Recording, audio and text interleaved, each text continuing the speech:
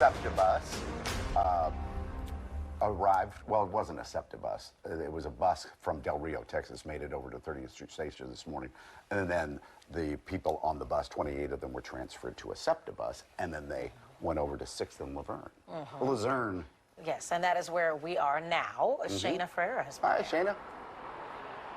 Hey, good morning to you both. Yeah, so that bus arrived just without incident, really, within the last 30 minutes or so, pulling in that SEPTA bus with about 30 folks inside. At least 19 families were told by officials here were on that bus. And really, it's just been quite the trip for all of those folks on that bus. We're talking about families here, men, women, young children. At least 7 children potentially were on that bus. Texas officials have been sending buses with thousands of migrants to so-called sanctuary cities like New York, Washington, and Chicago.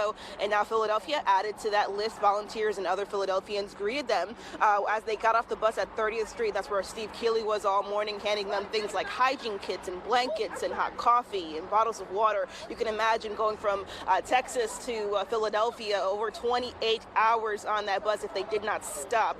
So lots of tired, restless folks getting off of that bus. And of course, the migrants were shuffled onto that SEPTA bus, as you mentioned, Mike and Alex, and brought here to 600 Luzerne Street, where now they're being taken care of. We're told that the mood in there is pretty solid. People are happy to be closer to a lot of their families that live in New York and New Jersey and things like that. Now, many people have been questioning, why is this happening? Well, we do know, of course, Operation Lone Star out of Texas with Governor Greg Abbott has been continuing this effort that we've been seeing as a way to draw attention to the border crisis down in Texas. But a spokesperson has told us from Philadelphia Mayor Jim Kenney that at least 30 asylum seekers are expected here. 30 of them got off at 30th Street, and at least 19 are here now.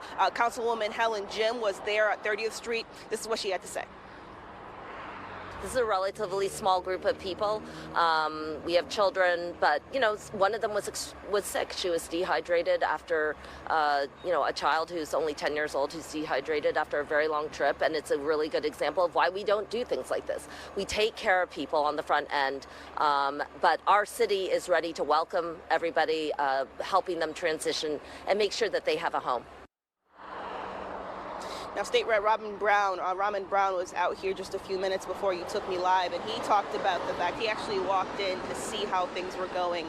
30 people were on the bus, 30 families initially were on the bus coming from Texas to 30th Street, and at least half of them have shuffled off of the bus. About 19 of them now are here standing by, but this is not a lot of their final stops, Mike and Alex. A lot of them have cards that tell them where they're going. A lot of them going to New York. A lot of them are going to New Jersey. Only one family inside right now is expected to stay in Philadelphia, and all the nonprofits here are expected to step up and make sure they have what they need as they go forward on their journey, guys. Yeah, total of 3 people staying here in Philly. All right, thanks. Of course, we aren't the only city that received migrants from Texas. Governor Abbott has been busing people to New York City, Chicago, Washington, D.C. I think the total was 13,000 so far here in the northeastern part of the country. So we'll see if this is the first of more buses to come. Yep. But yes, there are other cities where this is happening too, and this is Greg Abbott's initiative. Trying to bring attention to the crisis at the border.